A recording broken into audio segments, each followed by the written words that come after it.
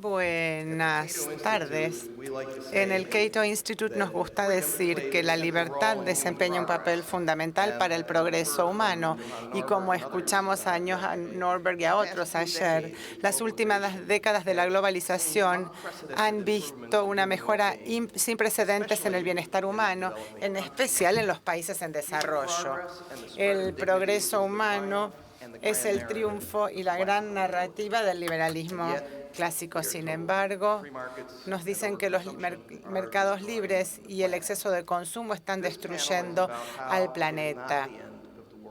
Ahora vamos a ver que este no es el fin del mundo. No nos estamos quedando sin recursos y hay maneras racionales de enfrentar los desafíos tales como el cambio climático que no incluyan socavar las políticas e instituciones que apoyan el progreso.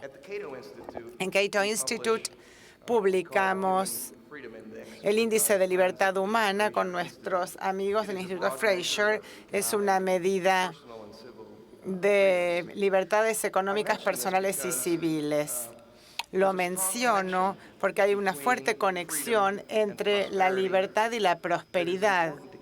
Y es importante recordar esto al hablar en este panel acerca del bienestar humano y las formas de mantener el progreso.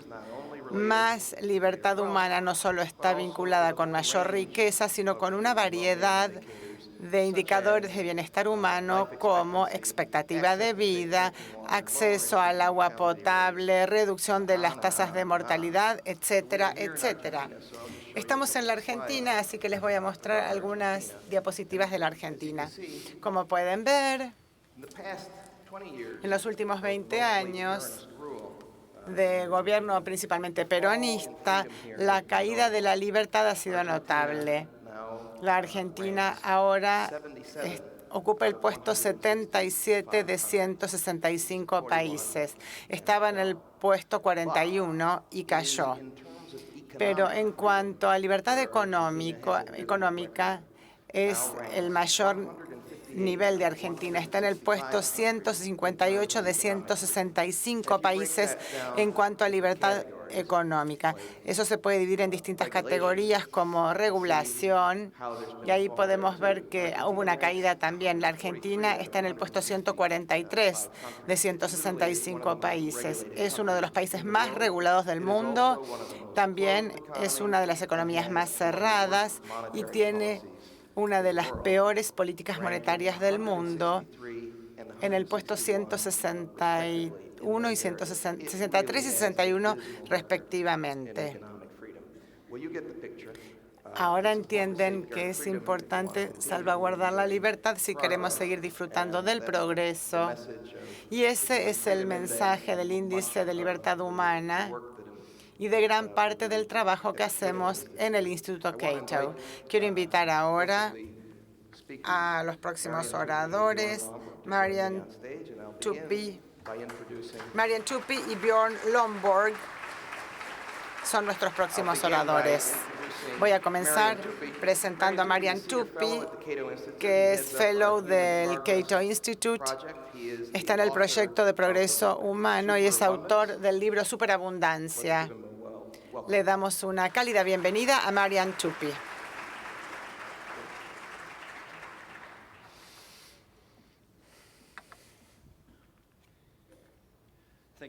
Muchísimas gracias, Ian. Gracias a todos ustedes por venir. Nos hemos reunido aquí para hablar acerca del renacimiento del liberalismo en la Argentina. Y si pudiera ver mis notas, les agradecería. Quisiera ver mis diapositivas, por favor.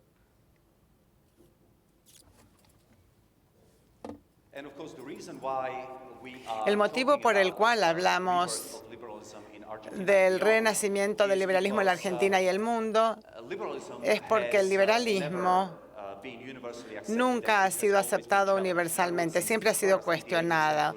Desde el comienzo, en el siglo XVIII, siempre hubo mucha oposición al liberalismo. Algunas de las oposiciones tradicionales fueron el conservadurismo reaccionario y tradicional, el romanticismo, el nacionalismo militar, el fascismo, el nacionalsocialismo, el socialismo y el comunismo. Con el paso del tiempo, estos desaparecieron, o la mayoría de ellos desaparecieron, pero surgieron otros desafíos nuevos que incluyen el populismo, el posmodernismo y el fundamentalismo religioso. Y vamos a hablar ahora de otro que es el ambientalismo extremo.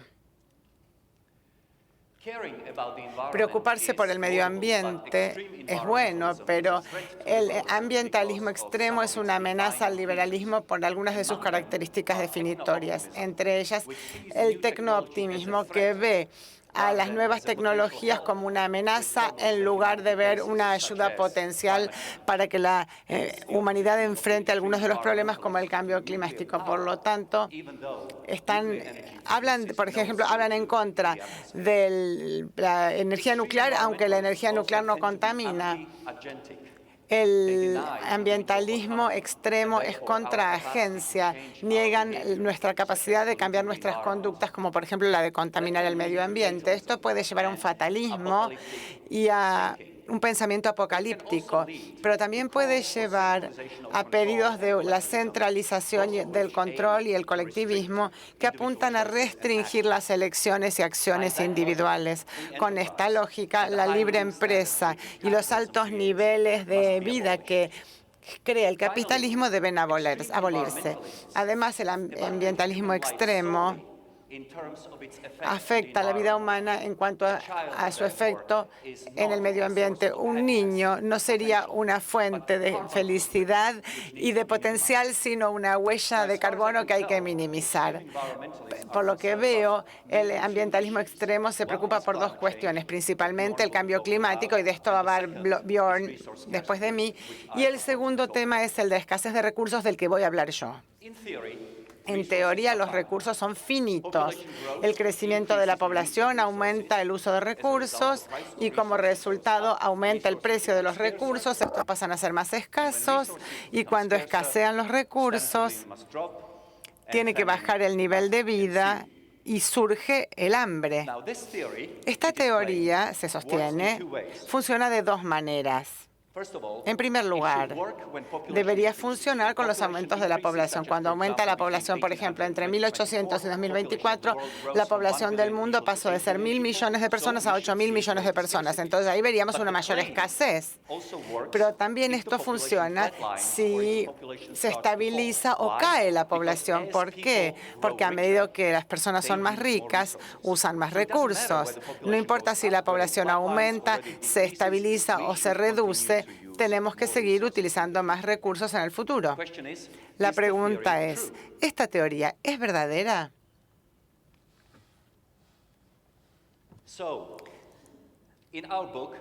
En nuestro libro medimos la abundancia con los precios.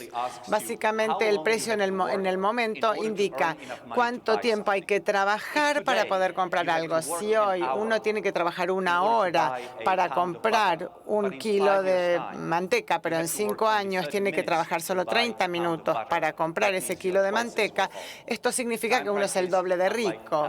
Estos precios por tiempo no se miden en dólares, sino en minutos u horas de trabajo.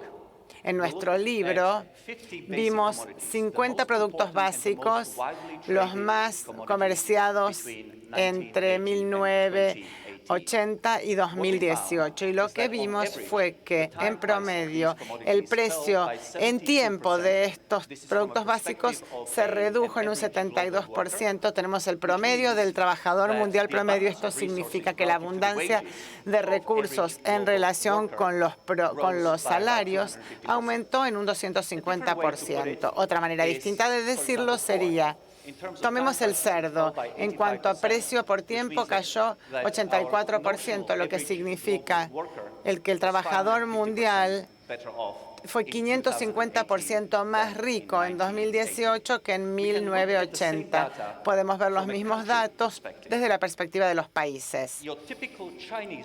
El trabajador chino típico vio que los precios por tiempo de 50 productos básicos bajaron el 3.930%. Por lo tanto, la abundancia de productos ha hecho que aumentara su riqueza casi 4.000%.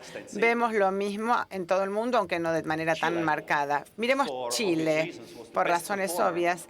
Fue el que mejor le fue durante ese periodo en América Latina, entre 1980 y 2018. Y ahí, en Chile, el precio por tiempo cayó en un 69%. Por lo tanto, el trabajador chileno es 228% más rico. Incluso la Argentina vio casi un 200% de aumento en la abundancia. Sin embargo, al preparar esta conferencia, hemos actualizado estos datos al 2023. En los últimos 5 años, desde que teníamos estos datos anteriores, ¿qué tuvimos? La pandemia, tuvimos el aumento, tuvimos inflación creciente, inestabilidad y, por lo tanto, la abundancia de los recursos cayó a nivel mundial, pero no tanto en el resto del mundo como en Argentina. Según nuestros datos actualizados, un argentino típico al final de 2023 era 13% más pobre en cuanto a su acceso a recursos de lo que era en 1980. No hemos visto tasas de abundancia negativas en ninguna otra de las investigaciones anteriores. Esta es la primera vez que lo vemos y tal vez esta es la razón por la cual resultó electo el presidente Milei a fines de 2023. Sin embargo, a pesar de los últimos 4 años de aumento de la abundancia, la tendencia general es hacia un aumento de la abundancia. Y por eso creo que es adecuado ver algunas de las maneras en las que los seres humanos pueden aumentar la base de recursos. Lo más evidente es el aumento de la oferta. Cuando aumenta el precio de un producto, esta es una señal de que deberíamos buscar nuevas reservas de ese producto, porque eso va a generar una rentabilidad. La gente tiene una motivación económica para querer descubrir nuevos depósitos y por eso es que hoy tenemos más reservas conocidas de petróleo que hace 100 años, pese a que hemos utilizado el petróleo durante estos 100 años. Además, nos encontramos con los avances tecnológicos. Los métodos habituales de hacer una perforación petrolera han llegado a su límite. En algunos lugares incluso dejaba de ser económico la perforación petrolera, pero luego creamos el fracking, que nos permite obtener gas y petróleo al que antes no teníamos acceso. Otra manera de aumentar la base de recursos es aumentando la eficiencia. Esto puede ser absoluto o relativo. Relativo, somos más eficientes por unidad de producto. En el caso de la coca, tenemos el peso ha cambiado respecto del aluminio, pero cuando somos súper eficientes, como en Estados Unidos, podemos desacoplar el crecimiento económico de los recursos. Entonces, lo que hemos visto con los recursos y el crecimiento económico que crecen en paralelo. En el caso relativo hablábamos de la hulla. Un ejemplo del MIT demostró que hubo un desacoplamiento y luego esto continuó creciendo. La cantidad absoluta de cosas, toneladas de zinc y de cobre y lo que sea, está reduciéndose. Y McAfee ha encontrado que de 72 productos registrados por esta encuesta, 66 estaban post-pico en los Estados Unidos. También podemos aumentar el valor del recurso. Cuando empezamos a utilizar la arena para crear el vidrio, lo utilizamos para vernos mejor, pero después vimos que se podía utilizar para crear vasos como estos o copas. Luego, más adelante, vimos que el vidrio se podía utilizar para las ventanas y ahora lo que estamos haciendo es derretir esta arena que se puede utilizar para los microchips. El valor del grano de arena entonces ha aumentado y algo que era inútil puede convertirse en algo útil. Cuando empezamos a hacer las perforaciones de petróleo nos encontramos con mucho gas natural, pero no sabíamos qué hacerlo, entonces lo quemamos. Quemamos el gas y ahora podemos capturar todo ese gas lo podemos vender y utilizar el gas para usarlo en nuestros hogares o producir electricidad para nuestros hogares. Y la sustitución. Antes matábamos las ballenas para obtener el aceite para hacer luz y poder leer, pero ahora podemos utilizar la electricidad producida por el gas natural o la energía nuclear. No nos importa de dónde viene la luz para leer como especie. Lo que sí nos importa es que tengamos esa luz para poder seguir leyendo. Y resulta que debido a los combustibles fósiles no necesitamos matar más a las majestuosas ballenas. La desmaterialización. Hace 15 años, en cada lindo hotel del mundo, había un cable de cobre que venía de la pared al que era necesario para poder conectar la computadora para poder tener Wi-Fi o Internet. Esos cables han desaparecido, ese cobre se está utilizando en otro lugar porque el Wi-Fi ahora se ha desmaterializado, está en el aire. Podemos pensar en un iPhone. No es solo un teléfono, es un despertador, es una calculadora, es una televisión, es una radio. Podemos ver cómo los seres humanos podemos aumentar la base de recursos mediante la desmaterialización y también el reciclado y la reutilización.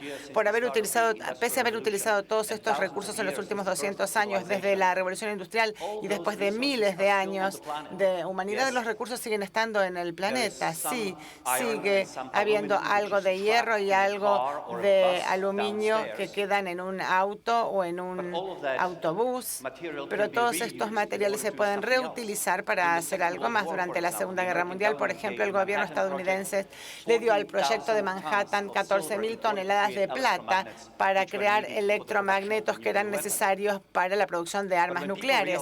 Pero cuando las personas se dieron cuenta de que se podían utilizar otros materiales para esos electroimanes, toda esa plata se devolvió al gobierno, supuestamente para aumentar el precio del dólar estadounidense. La transmutación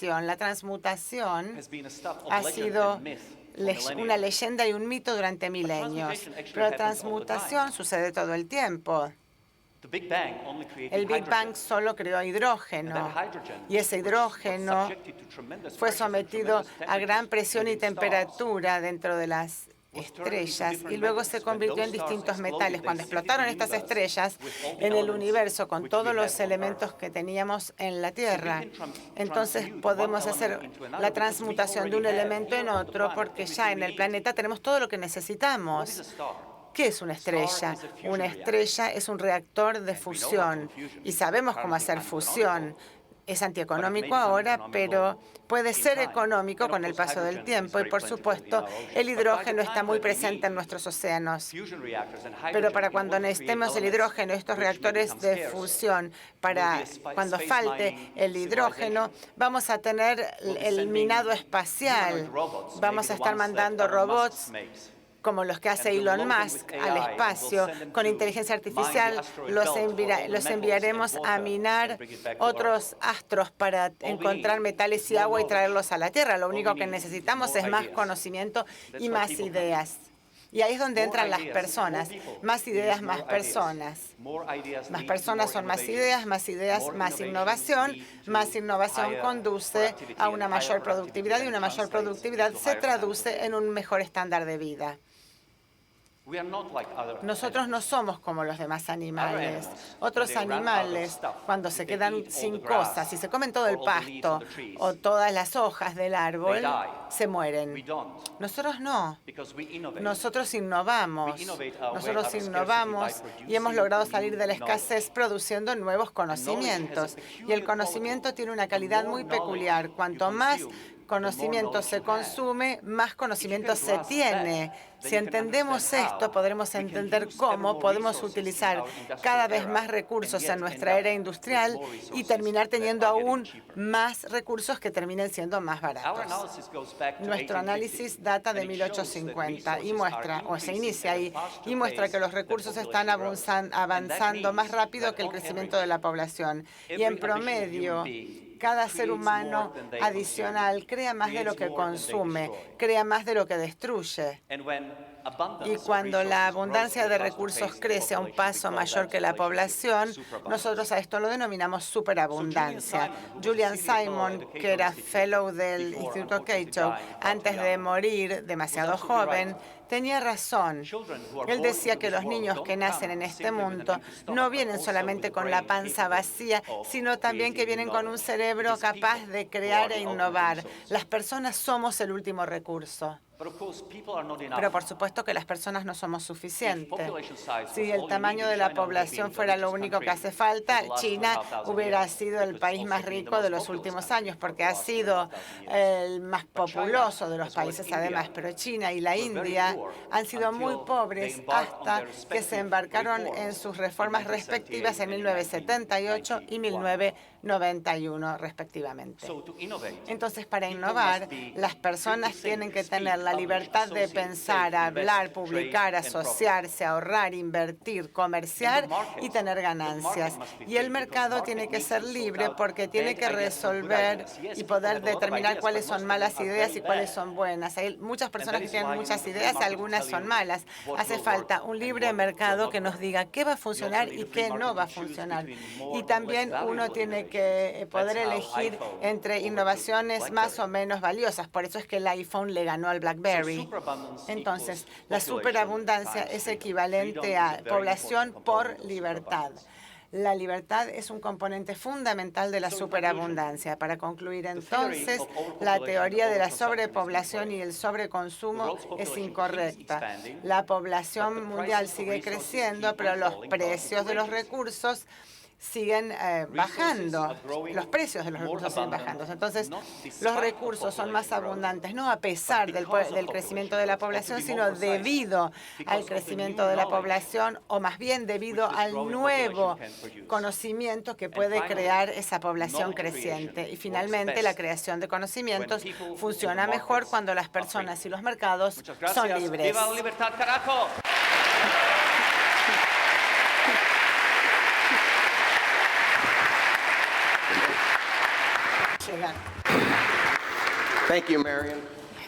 Gracias, Marian. Y ahora voy a presentar a Bjorn Longmore, que es el jefe del Consenso de Copenhague. Está haciendo uno de los trabajos más importantes en materia de desarrollo humano y económico en cuanto a cambio climático. Él desmitifica todas estas nuevas informaciones que no son ciertas acerca del cambio climático con base en el análisis racional y propone también políticas que están fundamentadas en el análisis racional, como mencioné, y producen resultados de superior calidad. Bjorn, te invitamos al podio. Muchas gracias. Muchas gracias. Estoy complacido de estar aquí presente. Agradezco a los organizadores que me han invitado. Lo que deseo abordar hoy es el tema tan importante que nos preocupa hoy, y tengo aquí mis transparencias. Me gustaría tener acá las transparencias. ¿Puede ser? ¿Qué es el cambio climático? Obviamente, cuando uno era los niños, vemos que están muy preocupados acerca del cambio climático. Los estudios realizados por la OCDE en los países más ricos nos dice que el 60% de las personas, ya no solo los niños, las personas, se preocupan mucho más del cambio climático y tienen gran probabilidad que, si no se maneja bien, significará el fin de la humanidad. He hablado con Alex ayer porque nos decía de manera muy correcta que tenemos que tener una visión positiva. Tenemos que tener esa visión utópica también, esa utopía de encontrar la posibilidad de que todo el mundo pueda entender que estamos acá para crear cosas buenas y hacer cosas bienes. Pero es aquí donde hay que prestar atención, donde tenemos que poder decir, aquí están los hechos que contradicen los mitos que están circulando. Esto es distopia, no es utopía. No va a terminar el mundo. Hay que detenernos con todos estos mensajes alarmistas, hacer algo, cambiar el curso de estos mensajes.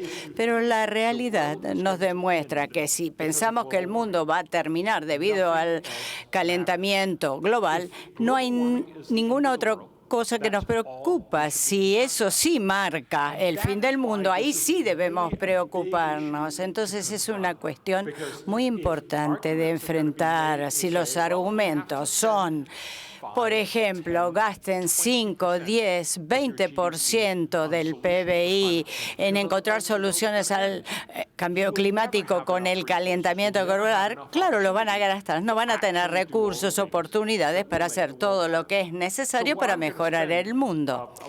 De manera que voy a dedicar 20 minutos aproximadamente a determinar por qué estos argumentos están circulando y cómo podemos utilizar nuestros propios argumentos, datos, para revertir estos mitos que circulan, esta historia que no es real. Espero que en mis 20 minutos les pueda demostrar cómo yo pienso que podemos hacer que la gente se dé cuenta de que sí, el cambio climático es un problema, pero no significa el fin del mundo. Tenemos que dejar de gastar billones de dólares en tratar de resolver este problema. Debemos sí gastar miles de millones de dólares, ya no billones, para arreglar el problema, prestarle atención y saber que es importante, pero no alarmista.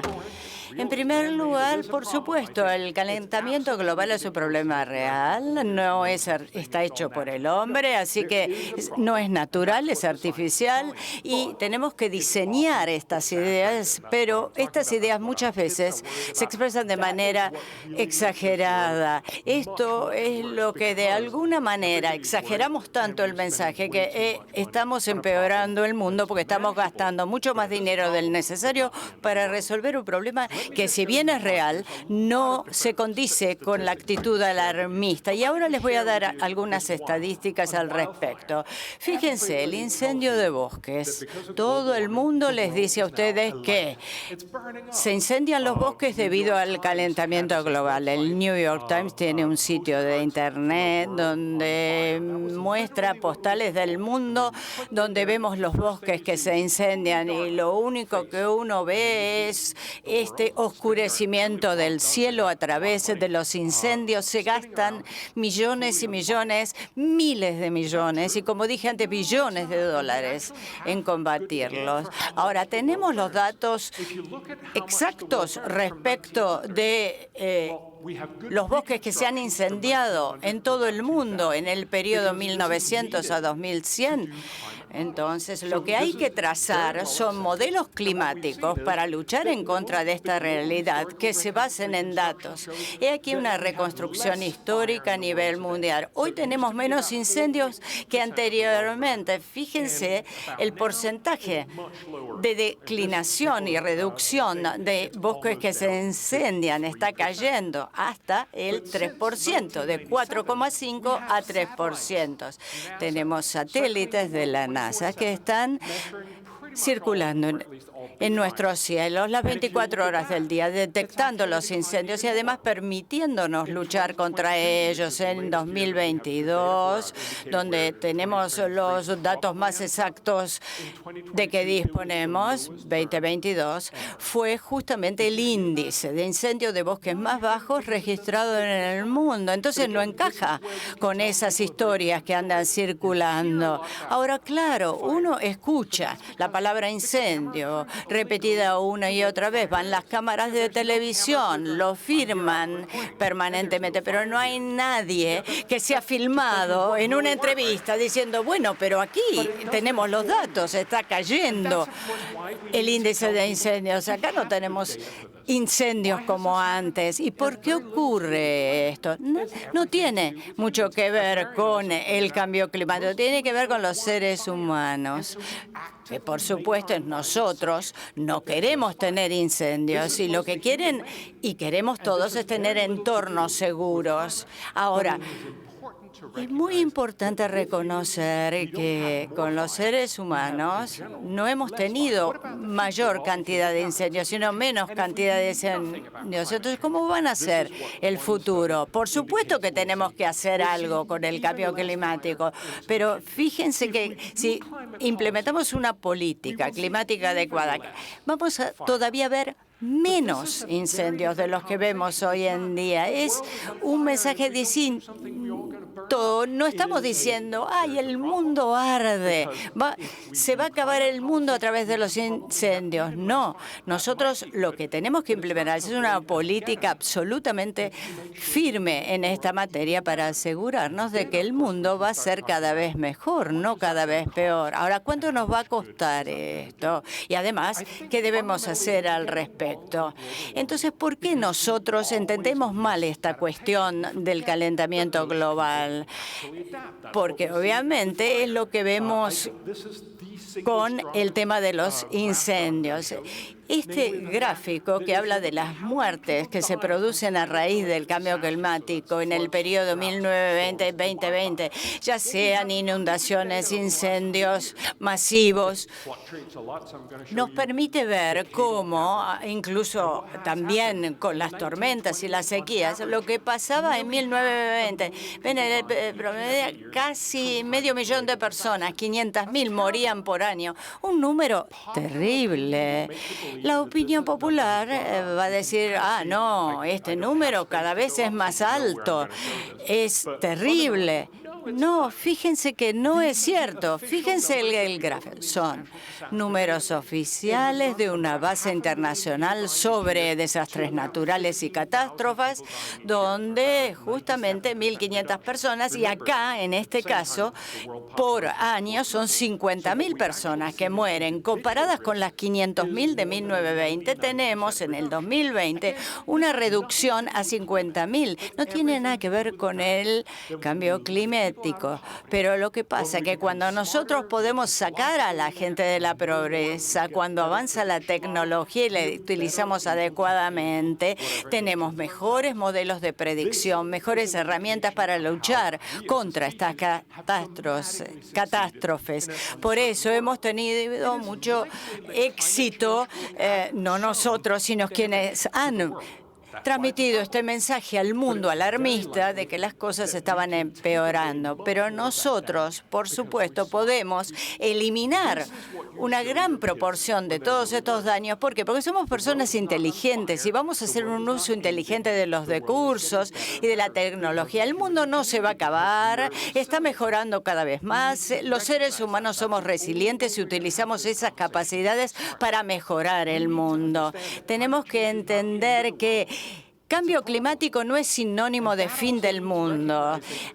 Esto implica reconocer que lo que queremos transmitir es que las cosas están mejorando, como nos acaba de demostrar Marian. Estamos mejor educados, nuestros hijos tienen muchos más recursos de los que teníamos anteriormente. El mundo está mejorando, pero de una manera levemente más lenta. Fíjense aquí, por ejemplo, el índice de muertes por inanición, por hambre, entre 1990 y 2050. Fíjense, 1990, aquí tienen 7, ¿ve? Aquí, sin el cambio climático. Y fíjense en este cronograma que ven, en el 2050 se espera justamente queda reducido a cero. Es algo fantástico. Fíjense, 2020, por ejemplo, se dice que obviamente 2 millones de niños mueren a causa de la desnutrición, pero como nos vamos a ir enriqueciendo, va a haber mayor riqueza, vamos a producir más alimentos, vamos a tener más cantidad de recursos tecnológicos. ¿Qué nos dicen? Imagínense si no hubiera calentamiento global, algo imposible porque va a ocurrir. Tenemos este modelo donde se demuestra que los guarismos están descendiendo. Ahora, si no hacemos nada respecto del cambio climático, va a mejorar todo, pero de una manera mucho más lenta. Por eso la importancia de las políticas. Va a ser un poquito, obviamente, peor si comparamos con la implementación de la política, pero está desacelerando en este caso el cambio climático si nosotros de alguna manera tratamos de solucionarlo con políticas adecuadas. Pero cambio climático no significa fin del mundo, como lo mencioné anteriormente. anteriormente. Y hay que tratar de convencer a las personas, a todas esas personas tan preocupadas acerca de los desafíos que enfrenta nuestra civilización en este momento. Y de hecho tenemos que conocer mucho mejor que no se trata del fondo del mundo. Es un problema, pero un problema que también nos va a ayudar a que tomemos mejores decisiones para solucionarlo. Ahora, ¿cuáles son las políticas actuales que se aplican en materia de cambio climático? Bueno, son primero sumamente costosas.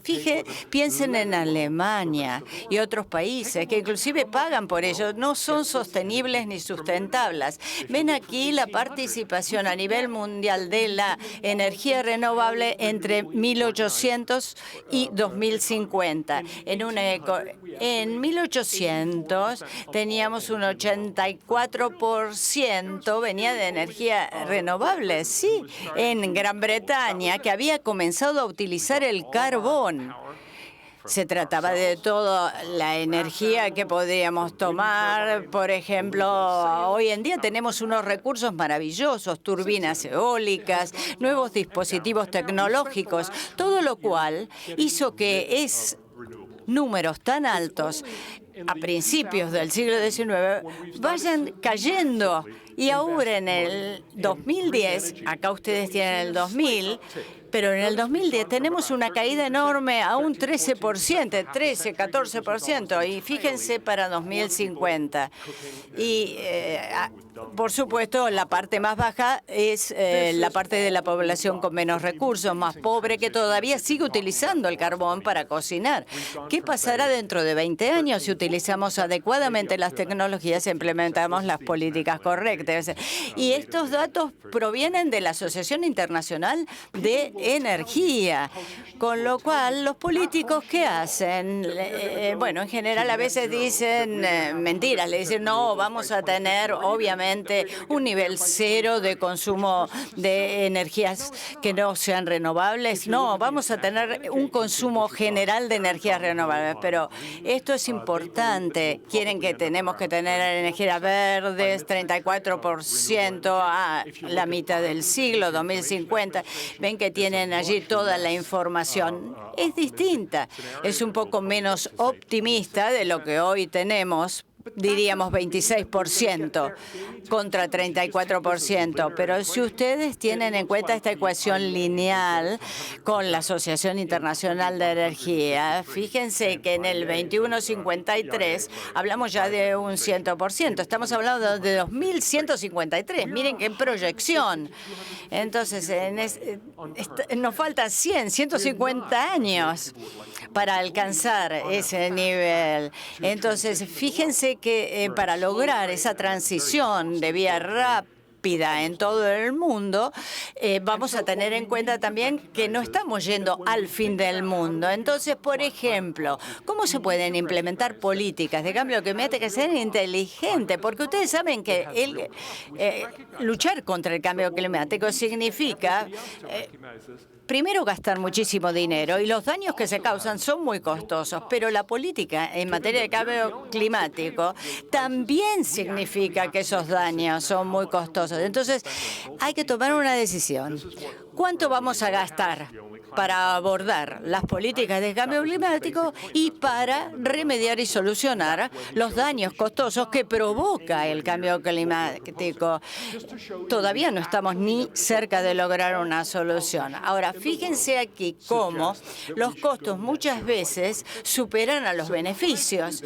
Nosotros hablamos para 2050 tener una ecuación neta cero, pero fíjense aquí los datos del McKinsey Institute, que saben que no está financiada por el gobierno, y aquí ustedes pueden ver cómo los economistas han llegado al promedio gracias a estos modelos donde se contemplan los beneficios anuales y los costos anuales en el periodo 2020 a 2100. Entonces, ustedes ahí ven entre la posibilidad de utilizar muchísimo dinero. Fíjense acá los beneficios anuales 2020, siglo XXI. Por supuesto, miren así.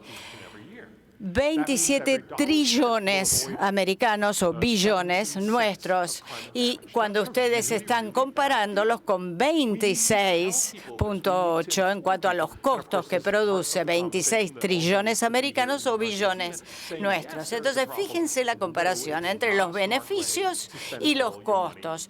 Entonces, no se trata solo de gastar el dinero por gastarlo. Lo que hay que analizar es cómo lo vamos a gastar, en qué lo vamos a gastar y qué debemos hacer para qué. Para que esos modelos inteligentes y modalidades inteligentes de abordar el cambio climático nos ayude a determinar qué funciona y qué no funciona y encontrar, por supuesto, esas políticas, porque las políticas que se aplicaban justamente en el siglo XX o ahora en el siglo XXI no van a ser las políticas que vamos a tener que seguir aplicando para ser eficientes en el próximo siglo. Fíjense aquí qué funciona y qué no funciona. Tenemos el beneficio por cada dólar que se gasta en esta materia. Entonces, si ustedes, por ejemplo, tienen políticas interesantes como pasa en la Unión Europea 2020, tienen la política de cero neto y tienen una política inteligente en la reducción justamente de las emisiones de dióxido de carbono, teniendo justamente como pasa en los Estados Unidos, en China, en la Argentina, pueden observar que debemos considerar estos números porque a pesar de todo lo que se dice, estamos tratando de implementar mejores políticas. ¿Y por qué? La innovación en materia de políticas energéticas verdes es la clave de todo ello, porque es lo que nos permite imaginar que se puede arreglar el tema de cambio climático. Hagan lo que hace Alemania. No. Si hacemos lo que hace Alemania, vamos a estar en problemas mucho más graves de los que estamos ahora. Porque obviamente ahí realmente gastan muchísimo de dinero, pero los resultados no son acordes con la cantidad de dinero. Pero, por supuesto, hay que tener una propuesta que sea atractiva, asequible. Ahora, si ustedes de alguna manera gastan mayor dinero en, por ejemplo, implementar políticas para el próximo siglo que ya se están desarrollando en nuestro, para poder realmente combatir el cambio climático, reducir las emisiones de dióxido de carbono y logramos de alguna manera que la innovación nos ayude para crear este nuevo marco energético verde, ecológico, bueno, vamos a alegrar el problema de China, de India, de África, van a cambiar esas políticas. ¿Por qué? Porque es el mismo mercado el que le está diciendo esto es mucho mejor. En este momento tenemos que asegurarnos de que lo que denominamos innovación verde sea el motor impulsor para lograr una solución al cambio climático. Nosotros quizás en este momento sentimos que tenemos que hacer algo más, pero tenemos que tratar de encontrar la solución en este siglo para que de alguna manera hagamos las mejores inversiones de la forma más económica, con un gran potencial de reducción de emisiones a largo plazo y además, por supuesto, resolver y arreglar todos los otros problemas que hoy nos aquejan, sobre todo para la Argentina y para muchos otros países en la mayor parte del mundo. Cuando uno debe solucionar tantos problemas, no tiene que derrapar solo atendiendo a este problema o a este mensaje. Nosotros a los niños le tenemos que decir, hay cambio climático, pero también hay solución. Lo vamos a resolver.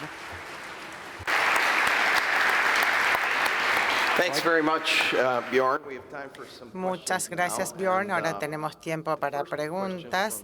Y la primera pregunta de Luciano Falcinelli.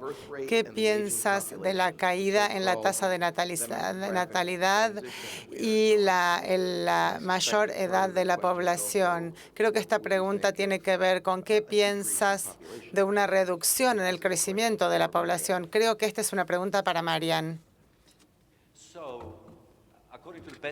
Según los mejores cálculos, la población mundial va a llegar a un pico de 1.400 millones de personas en 2070 y luego empezará a bajar. Tenemos que saber que en un mundo de menor población tal vez tengamos menos ideas, lo cual puede tener consecuencias negativas para el crecimiento económico. Esto es una manera económica de pensarlo, pero también tener menos personas en el mundo va a impedir que muchas personas que no nacieron tengan vidas maravillosas, que puedan enamorarse, viajar y experimentar este mundo hermoso que tenemos. Tenemos un problema aquí, potencialmente, y una manera de resolverlo es tener más personas que vivan en libertad. Como les mostré con mis imágenes, la superabundancia es igual a personas por libertad, multiplicado por libertad. Estamos en la frontera de la innovación. Hay países que están creando las innovaciones de las que se beneficia todo el mundo. Estados Unidos, Europa Occidental, Corea del Sur, Japón e Israel. Pero si más países pueden tener libertad y pueden tener derechos de propiedad, etcétera, entonces más personas van a poder participar en la economía mundial, producir más conocimientos que nos beneficien a todos. Si eso no funciona, porque ahora la libertad política en el mundo está reduciéndose, otra manera será permitir a las personas de los países no libres migrar a países libres. Steve Jobs, su padre, había nacido en Siria y solo gracias a la buena suerte de que Steve Jobs nació en los Estados Unidos y pudo conectarse con el sistema de crédito y de derecho de propiedad de Estados Unidos, gracias a eso pudo poner a trabajar su ingenio y crear la empresa Apple. Brevemente,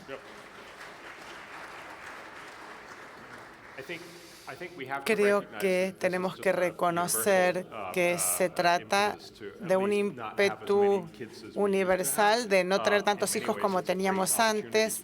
En muchas maneras es una gran oportunidad para muchas mujeres del mundo que en una época eran solamente máquinas de tener hijos y sabemos que puede crear problemas, pero también se van a crear oportunidades en los países como India, donde tener menos niños por un tiempo tendrán más oportunidades de darles a cada uno de estos niños buena educación, dedicarles más esfuerzo, y eso va a permitir afectar el dividendo demográfico. Pero, por supuesto, sí va a crear problemas en el largo plazo, pero no creo que podamos encontrar una manera sencilla de resolverlo.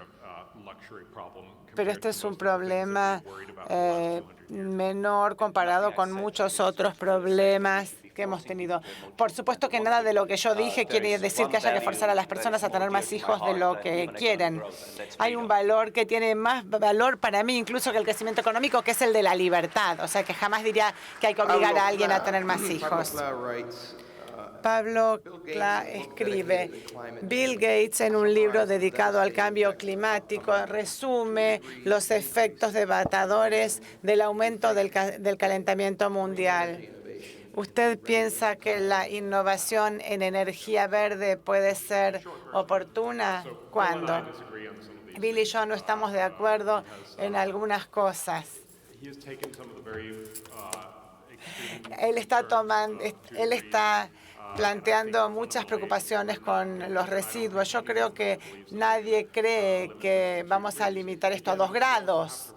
También tenemos que reconocer que todos los estimaciones del costo del daño. Me encantaría compartir con ustedes una diapositiva que borré para poder decir todo lo que quería en 20 minutos, pero me gustaría mostrarles un trabajo de Richard Tolles, que es un economista climático que indica que el calentamiento de 2 grados va a causar un 2% va a afectar un 2% del PBI mundial, por lo tanto, tal vez seamos 2% menos ricos. Un calentamiento de 3 grados puede implicar un 4% del PBI mundial. Eso es una cantidad de recursos sustancial, pero recuerden que a fin del siglo, Naciones Unidas había estimado que la persona promedio del planeta sería 450% más rica de lo que es ahora. Entonces, en una evaluación estándar seremos mucho más ricos. Y entonces, recuerde que muchas cosas tienen impacto de marketing. Por ejemplo, lo que vamos a sentir es que en lugar de ser 450% más ricos, solo seremos 434% más ricos. Es un buen resultado, sí, podría haber sido mejor y es por eso que tenemos que tener la conversación. La energía verde no va a estar lista para los 2 grados, pero es muy improbable que lleguemos a los 3 grados, pero de ninguna manera esto no es el fin del mundo y en lo que tenemos que tener mucho cuidado es que si realmente queremos llegar a la meta de los 2 grados, podemos terminar sufriendo y sacrificando billones de dólares. Estamos hablando de 800 billones de dólares de bienestar para el mundo para compensar un impacto mucho menor. Por lo tanto, es un mal negocio. Son cifras impresionantes. Y también mencionaste, y hay una pregunta vinculada a esto, que la prensa informa mal o da la impresión equivocada acerca de las amenazas del cambio climático. La pregunta es, ¿por qué ellos cuentan esta historia cuando los hechos señalan en otra dirección? Los medios funcionan diciéndonos qué pasó en las últimas 24 horas. Es una selección muy limitada, muy sesgada de lo que pasó. Por cierto, su trabajo no es razonable esperar que New York Times y muchos otros estén dispuestos a decirnos sí, hubo un huracán, pero en general, en la última sesión de esta temporada de huracanes, no hemos visto tantos huracanes como deberíamos, sino que prefieren dar la noticia de que hubo un huracán y probablemente esté vinculado con el cambio climático. Porque tenemos esta conversación entre la izquierda y la derecha donde se sostiene que deberíamos tener un montón de muchas cosas más. Y una de ellas es este mundo nuevo y verde que yo creo va a ser extremadamente caro. Fundamentalmente, tenemos que insistir en decir que cuando se ven que las noticias nos dicen hay otro incendio, ¿recuerdan los grandes incendios en Australia en 2019 y 2020? Probablemente todo el mundo los vio. ¿Saben que fue uno de los años con menores incendios en Australia en su historia? El motivo por el cual ustedes vieron todos los incendios es que era muy inusual que todos fueran cerca de Melbourne y Sydney, que es donde viven todos los equipos de televisión, y por lo tanto era más fácil mostrarlos. Pero tenemos datos satelitales que muestran que fue un año con muy bajos incendios en la totalidad de Australia, pero solo vimos parte de la historia. Tenemos que asegurarnos de decirles a nuestros hijos, sí, hay un problema, pero no es tan aterrador como ustedes lo ven, y lo sabemos a partir de otros datos. Si pensamos en los Estados Unidos, en los últimos 30 años, el delito, según el FBI, ha caído. El delito violento, los robos violentos cayeron en 2/3 y se han reducido marcadamente. Pero al mismo tiempo, tenemos a Fox y a CNN y a todos mostrando violencia las 24 horas del día, mostrando muchos robos y mucha delincuencia, mucho delito. Entonces, uno le pregunta a los estadounidenses si hay más delito este año que el año pasado. Muchos dirán que sí, la mayoría dirá que sí. La misma experiencia, uno piensa que el delito está empeorando cuando en realidad las cifras reales indican que es menos. Y hay muchas personas, hay muchos políticos que nos van a decir que hay mucho delito, vóteme a mí. Hay muchos funcionarios de policía que quieren un mayor presupuesto, entonces quieren que haya más prisiones porque las prisiones son privadas en los Estados Unidos y quieren más fondos. Entonces, hay que decirle la verdad a las personas, pero también tenemos que tener presente que estos argumentos a veces están muy sesgados. En su opinión, ¿cómo se divide lo que se puede saber de cambio climático en cuanto a adaptación y mitigación? Antes no se podía decir la palabra adaptación. Si uno está muy involucrado y quiere cortar las emisiones de carbono, la adaptación es como que socava los argumentos, pero el punto no es que uno quiere paneles solares, uno quiere que los seres humanos y el mundo estén mejor. Lo que encontramos es que la mayor parte de la adaptación tendrá lugar con bastante facilidad, porque es buena idea hacerlo. No hace falta actividad gubernamental para que esto suceda. Sí hace falta en un caso. Si miramos el aumento del nivel del mar, no es buena idea que cada uno tenga su propio dique, sino que queremos que todos tengan un dique común. Hace falta la intervención de los gobiernos en ese caso. Pero eso lo hacemos y lo hacemos muy inteligentemente. A veces hay algunas catástrofes, lo vimos con Katrina en los Estados Unidos, o podemos mirar el caso de Holanda, de cómo hacer bien la adaptación. Recuerden que el 40% de la superficie de Holanda está por debajo del nivel del mar. Si uno vuela al aeropuerto Schiphol de Ámsterdam, ellos están muy orgullosos de mostrar que son el único aeropuerto del mundo que fue lugar de una gran batalla naval. Pero cuando uno vuela hacia ahí, no piensa que está por debajo del nivel del mar, porque se trata de un país bien organizado. Pero también necesitaron una gran catástrofe en 1953 para poder avanzar. O sea, probablemente hay que prestar más atención a la adaptación, pero la mayor parte de todo esto va a suceder automáticamente. Y lo que tenemos que pedirles a las personas y preguntarles es cuál es el punto. ¿Están tratando de ganar una batalla política o intelectual, una discusión? ¿Están tratando de vender acciones de una empresa solar, de paneles solares, o están tratando de determinar qué es lo que mejor va a funcionar para las personas? Tenemos que resolver el tema del cambio climático en el largo plazo, pero tenemos que hacerlo de manera que sea sostenible, accesible y que tenga sentido en términos económicos. Creo que nos queda tiempo para una sola pregunta y Bjorn mencionó la energía nuclear. ¿Qué pensabas, Marian, de esa opción? Y Bjorn, si quieres agregar algo al respecto. En Cato produjimos una serie que muestra que la mejor manera de generar energía es a través del gas natural. Produce la mitad del CO2 en la atmósfera que la quema de carbón y, por lo tanto, el gas natural debería ser la elección. Sin embargo, y estoy seguro de que aquí todos lo van a entender, si hablo con un público que es ambientalista o muy verde, el punto que voy a decir es que, por supuesto, lo nuclear puede ser más caro, es más caro que el gas natural, pero no emite ningún CO2 a la atmósfera. O sea que si nos oponemos religiosamente a toda emisión de CO2, la energía nuclear debería ser la elección. ¿Cuál sería el rol de los gobiernos aquí?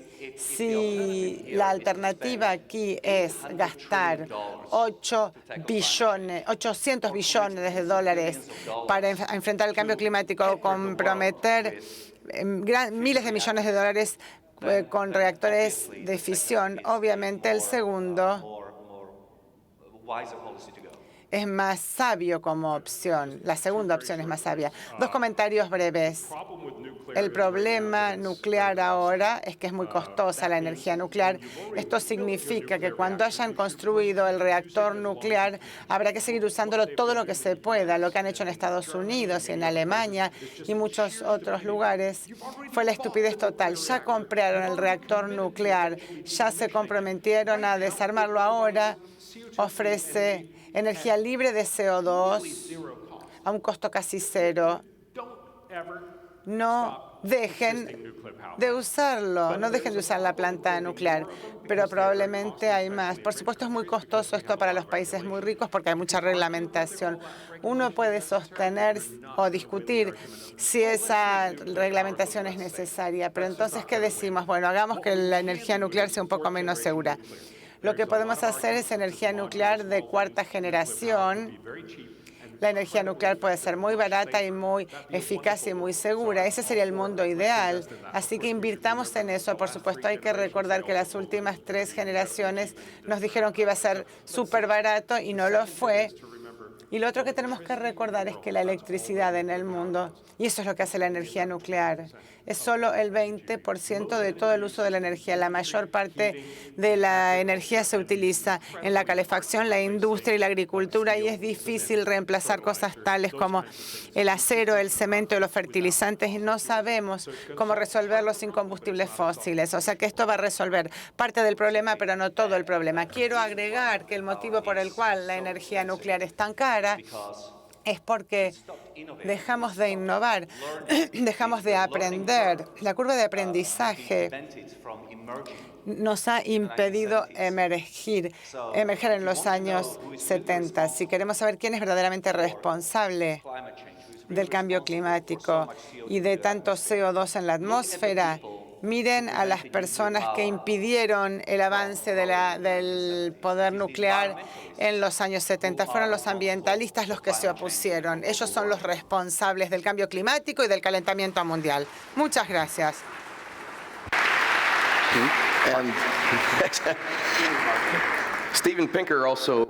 Steven Pinker también dice que se trata de una fuente de energía muy segura, mucho más segura que todas las demás opciones.